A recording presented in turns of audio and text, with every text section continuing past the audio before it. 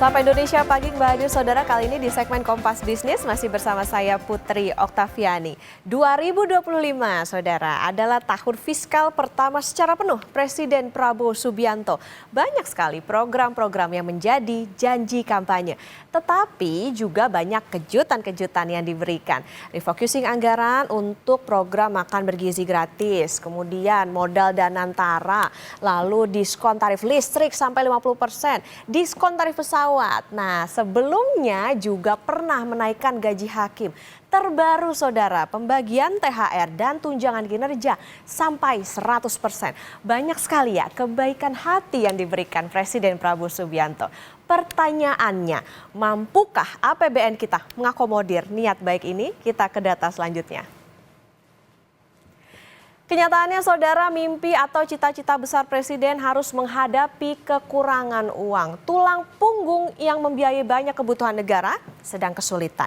Penerimaan pajak pada Februari 2025 anjlok lebih dari 30%. Kita bandingkan dulu saudara, penerimaan pajak di tahun lalu atau di tahun 2024 ini mencapai 269 triliun rupiah atau 13,5% dari target APBN di tahun 2024. Nah, Februari tahun ini penerimaan pajak yakni 187,8 triliun atau terrealisasi 8,6% dari target APBN 2025. Pencapaian pajak awal tahun ini sudah anjlok 30,19% dibandingkan dengan tahun lalu. Nah, apa dampak pajak yang anjlok? Kita ke data selanjutnya. Masalahnya lagi, belanja negara pada Februari 2025 ini mencapai 348,1 triliun rupiah.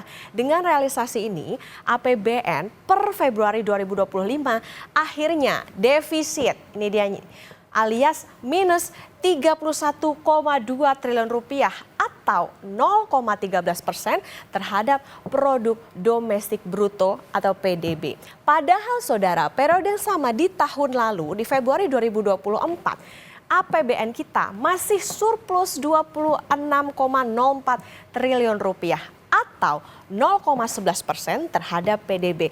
Ini saudara adalah defisit fiskal pertama sejak tahun 2021. Apakah defisit yang lebar ini kalau penerimaan pajak yang anjlok ini jadi sinyal bahwa ekonomi sedang tidak baik-baik saja? Apakah jadi sinyal juga bahwa negara akan menarik utang lebih besar dari proyeksi? Kita ke data selanjutnya.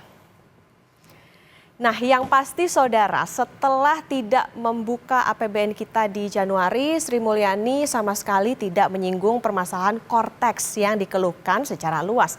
Masalah yang terjadi, kata Sri Mulyani, adalah karena masalah global yang menekan harga komoditas. Dalam paparan kinerja APBN kemarin, saudara, Menkyu juga menyoroti deflasi beruntun yang terjadi di awal tahun 2025.